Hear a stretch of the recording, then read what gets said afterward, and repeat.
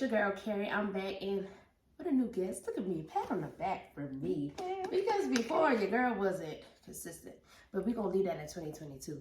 But I'm here with a new guest. We have Tawana here, TawanaTee PR, the best PR in Charleston, okay? She might not say it, but I'm gonna say it for her. Okay. How you doing? I'm well. How are you? I'm doing good. So I wanna jump right in. Okay. Tell me, because I did my research.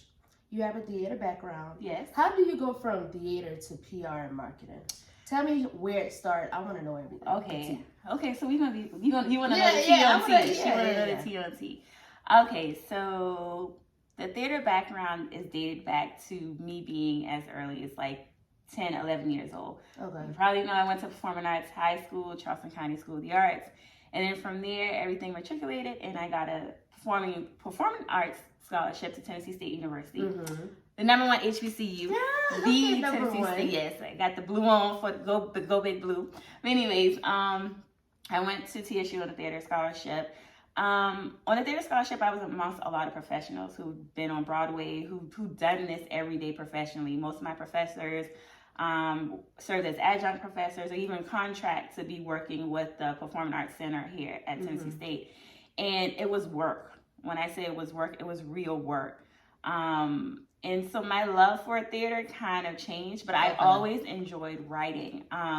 Prior to going to School of the Arts, you have to audition for this school. So I auditioned for 2 majors.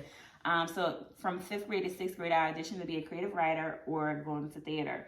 I got accepted into both, and I remember my mom coming and saying, you're going to have to pick one. And so thinking about it, I'm 6, I'm like, well, I don't know if I want to write every day. I want to, do more fun stuff. So that's how the theater track started. But I had to write like my own senior projects. So I wrote like my own one-woman show.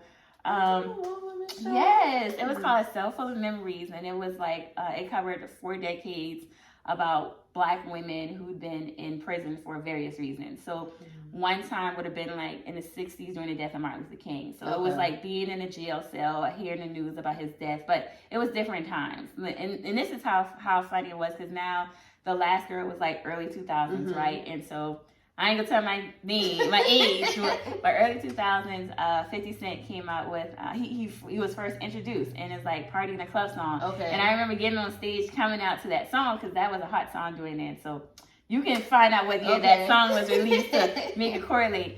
But going back to being at TSU in the theater division, scholarship recipient, it was just a lot of work. Like, it wasn't just you're on stage. You're making set pieces. You have to control ticket sales. And so when that part came, I was just like, all right, okay, I'm still here, but I knew there wasn't a love. I was like, I have to connect this some way. Yeah. So then, transition, you get your senior courses, looking for those electives. I saw something about PR. We didn't offer PR at the time at TSU. And so I went into an introduction to public relations course. And then I remember going back to my theater group, like, hey, can I just do PR for the next show? I need to practice writing a release. And so I got to do the marketing for a show that we had. It was a big show coming up. And I just remember that vaguely, because it was around the time of like all of the Greek anniversaries, right? So I remember hosting a night for the Deltas. Okay. But hosting a night for the Deltas, the AKAs, like that was my tactic. And I was like, you know what? I like doing this. I'm a good writer. I was also writing for the school newspaper at the time. So I'm like, I'm still writing. I like this. Now I need to figure out what's next. So we're going to fast forward. Went to grad school, got the whole background on public relations, integrated marketing. And I'm like, all right, I can do this PR thing. I think I can try it out. I didn't necessarily want to go into a firm, because at the time I'd gotten a job. And so my job was making a lot more money than me going to work for a firm. So I was like, let me try this freelancing thing. So I got my first clients, and that's how it started. So September this year will be 13 years. So I started September 2010. September 2010 is when I started, because I graduated December 2010, and I wanted to at least get some clients going before I actually had that paper in my hand.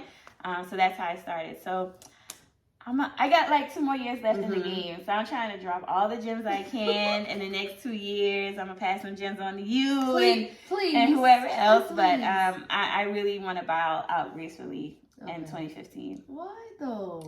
Because I think I've made the name for myself here in the Charleston market. And I would say this, when I first started out, there weren't many women that looked like me that were doing it. There weren't a lot of people who knew what PR was. And I still have to explain that. I have my own little definition of the best way I describe it is, like, I'm the middle person. I'm the liaison between your public, your product, your service, your event or whatever in the public. So I try to bridge that gap. You know what I'm saying? So I'm going to get the people who can get the word out to share what you have going on, and then we're going to go from there. So, but I think now is the time that I can just pass the baton on. I'm not in the classroom now. There's a lot of things that have changed with the industry in itself. A lot of people don't go to school, but my tactics have always been by the book. I gave University of South Carolina a lot of money, right? So I'm going to use what I've learned. So everything was by the book now. Of course, I had to learn a lot more. I'm not a social media guru. I'm just starting. No lie, y'all. I'm just starting reels, like TikTok. But there are people already in the field who do that. And so I don't want to take away, because that's the trend now. You know what I'm saying? That is the trend. I try to make referrals all the time to the more innovative type of marketers. But they still call me, so I get to be an OG in the game, right? Yeah. But I want to be an OG and like pass out, and then y'all can like come to you and me and some help. Yes. Okay. Exactly. That's so two more years, and then. But who knows what God has planned for me, right? Right. And I just want to touch on a couple of things. Starting off, you talked about moving from theater to PR and talking about transitions. And I think a lot of times as a young adult getting into more of my career, I'm kind of scared of transitions because I'm not sure how I may go. And if you know me, like, I like to be in control. Yes. I like to know A, B, and C. Okay, God, I trust you, but can you give me a hint? Right. So I can kind of maneuver. But I like how you talk about transitions and just trusting yourself in that transition of moving to PR. And then 2, you talked about building clientele. How did you build your clientele? Well, I would say this. So my first client was one of my childhood friends. And her name is Courtney Cohen. She goes by Courtney Nicole, Courtney the Poet, a very big known name within the South Carolina market, period, right? And so when she started out, she was in the poetry sector. And she was implementing these events called Neo Soul Sunday in Columbia. It was already running well in Charleston, but I was living in Columbia, South Carolina at the time. And I just was like, hey, like, I know how to do these marketing campaigns. Like, let's go ahead and identify your target audience. Like, I was ready to apply all those skills to get her thing going. And so it went from Neo Soul Columbia to just a lot of events. Fast forward today, her being my client has exposed me to a lot of people in the Charleston area. In between her, building her brand, I also picked up another client, and his name at the time was Righteous, a hip hop artist. And now he is Matt Monday.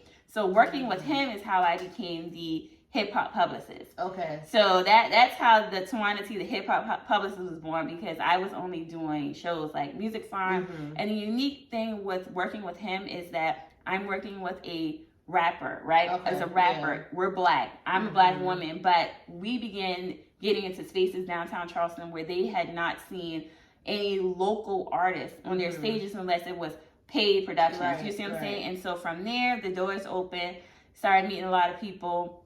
But I was coming home all the time. So home is Charleston. Everything's going on in Charleston. Courtney's in Charleston. She has to work in Columbia. Matt's in Charleston. And at the time, he was getting ready to go on tour with Wiz Khalifa. So now I had this on my belt. So he did a tour with Wiz Khalifa. So I'm trying to manage that. And like, everything is just happening so fast. And I'm like, all right, so what we gonna do? And I just stuck with it. But I will tell you this, during this transition period, I know I want to be a publicist. I know I like doing PR, because I wasn't TawanaTee yet. Okay. I was actually under a PR firm that me and another young lady created called Covet PR. So I was just Tawana at Covet PR, right? Okay. But it was a shift. Some things happened. I actually was working with a guy, and he had an agency called Sweet Life. And so from there, he was like, well, maybe, why don't you just come over my way and you can have your own little hub over here? Because I know I was transitioning out of Covet PR to something. And he said, well, you can come and do sweet tea. Get it? So not sweet tea, but it would be SUITET. And so that partnership did not go well. It wasn't bad, but it did not go the way I needed to go, and had to make a decision because the guy Righteous at the time was like the main piece. It was like he came to me with a proposal. He's like, trust me, I'm leaving Covet, I'm leaving Sweet Life. What you gonna do? And I had built relationships with both of them. Sweet Life was the management, Covet was the PR. He was leaving. So what did I had to make a decision.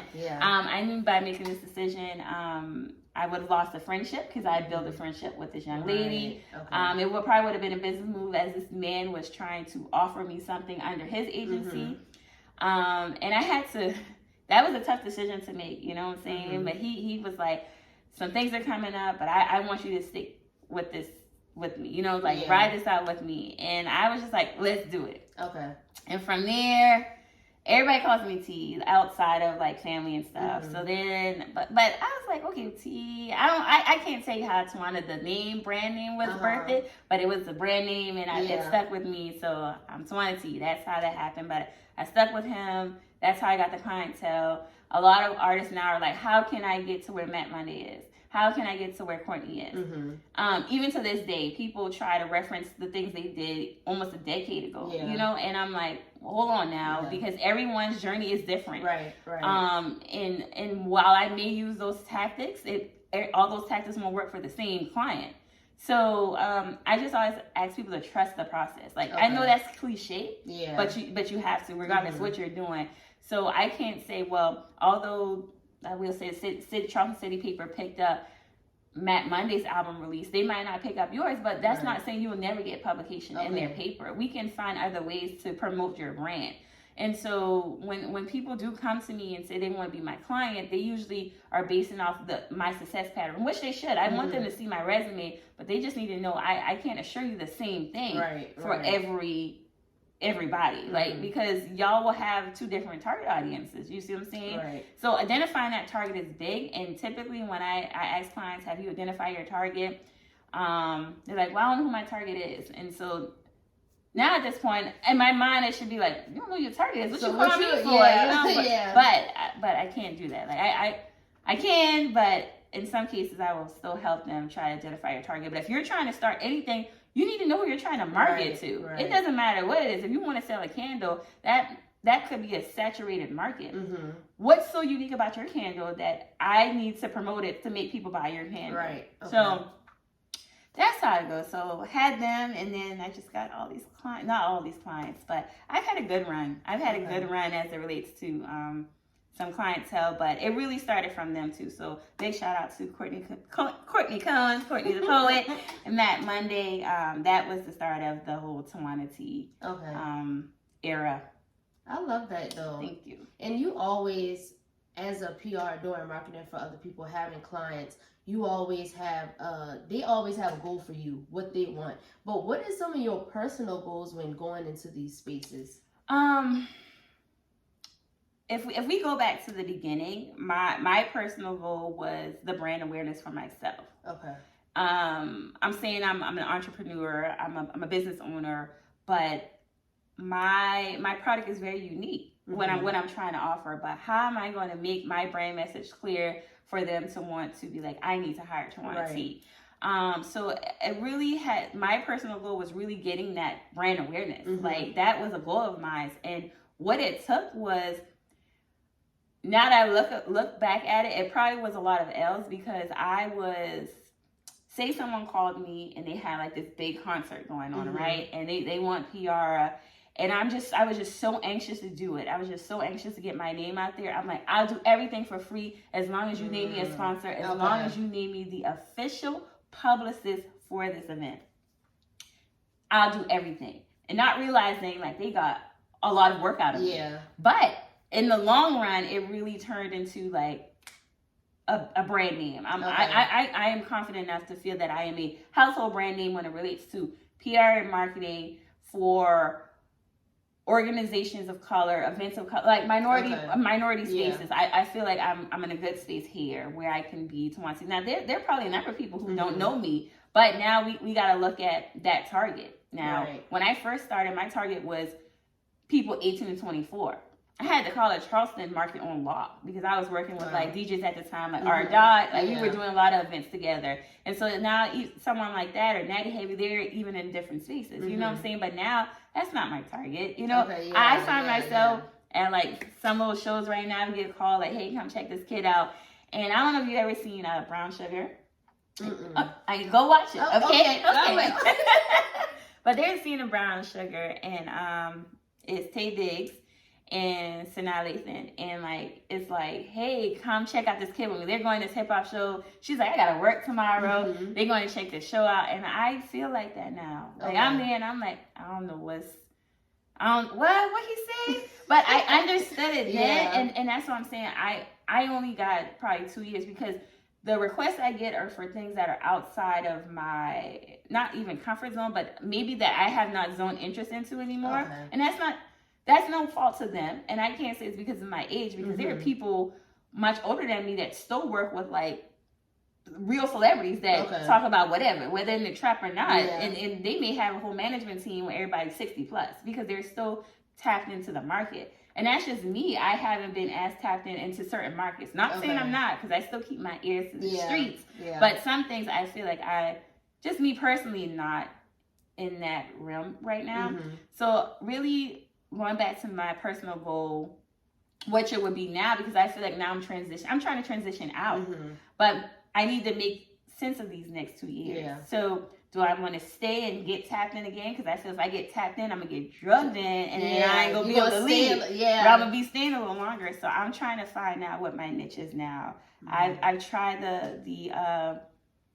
the nonprofit sector. I once had a nonprofit, and then it can come back. We'll talk about that a little later. But in the last year, I've been into the food and bev type vibe. So maybe I think I'll transition out in food and bev. You know, but just personal goal, maybe that. But another thing is I just really want to have something printed, whether a digital copy written by Tawana Tee, whether it's Given the Game or my journey as a publicist. I know. So that's a goal to get out. That would be my way of transitioning out. My gift to the industry. You know, my gift to future mentees. You got a couple more than 2. 2 years is a long time. It is a long time. I got a secret. So 2 years and some change, I'll be the big 40.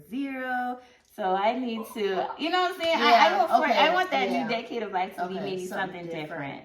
Right. I don't know what that looks like yet, but the PR thing happened between like 25 to 39, you know? So I think that would be a good, I don't know what it'll be, you know, but we'll get there. And sometimes it's good to be in that I don't know phase, because then you'll be more open to different opportunities. And I'm working on that this year because I have a mentor.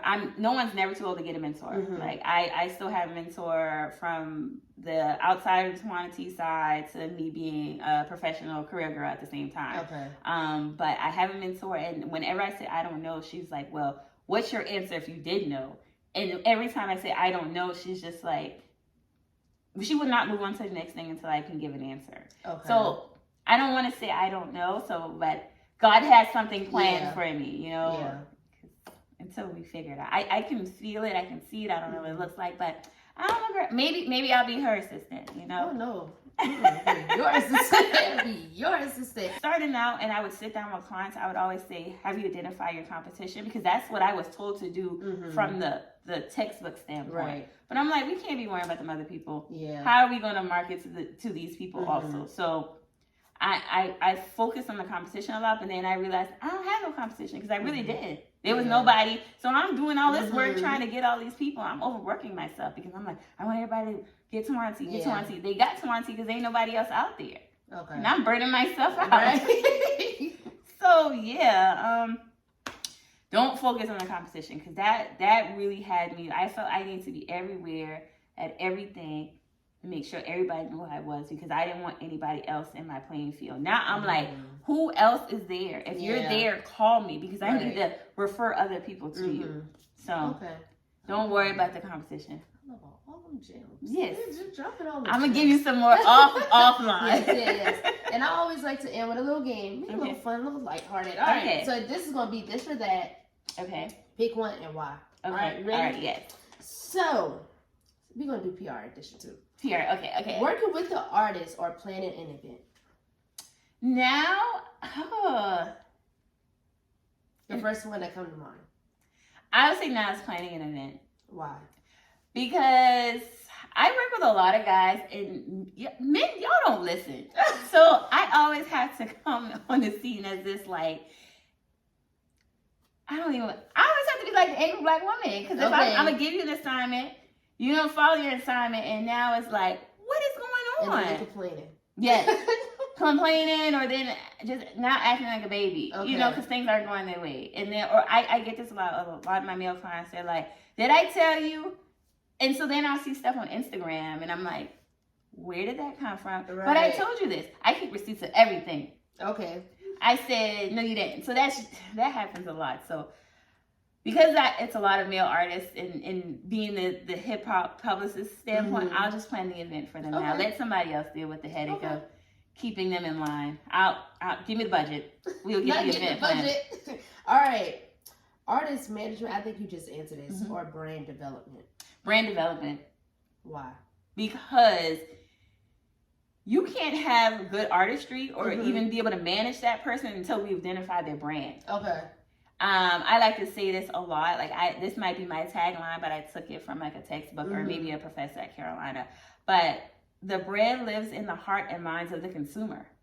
So if I can't tap into our target of your brand, then it's no sense in managing you. I mean, of course, we need to control you. And crisis management is something I don't like doing. And unfortunately, I've had to been in that space a lot. It's not a good space for me. Like, because as a professional publicist, sometimes we have to erase the truth. It's a lot of erasing the truth. Like, we know the truth is there, but I have to erase it, or I have to make it sound good. Okay. Give a good explanation. Like, we know a lot of celebrities all the time say stuff, put their foot in their mouth, and then all of a sudden they got this really nice statement. Apology. Please don't call me for crisis communication, crisis management. I get that call a lot, but it's not a preference. So let's work on getting the branding together so we won't get to that point. It happens all the time, you know what I'm saying? Because I don't have a publicist. I can't be my own publicist. I have to be mindful of some things and some events I may be going to, making sure things aren't a conflict of interest. Right. You know, Okay, I like that. All right. So this is generally about you. Early bird or night owl? Oh, I'm getting to be so... Is there like an afternoon thing? Right now, I'm going to just go with night owl, but my preference now, if I can get in bed by 9 o'clock, I'm like that too. Yes, if I can get in bed even Which I don't like waking up early. I don't either. I don't like, but 10 o'clock my day is done, I'm good. Yeah, I will be cranky to get up early in the morning, but I mean, a lot of things I do are nighttime, so I guess I'm a night owl. I like that. But a night owl that likes naps. Yes, like nothing is wrong with a nap. Nothing is not wrong with a nap at all. All right, heels or shoes? I think I know this one. Well, if y'all don't know, TawanaTee is also a sneakerhead to the core. And that's one of the things I love most about my brand. Because I'm gonna show up in some fire kicks to where we got going on. I'm gonna keep it with the releases.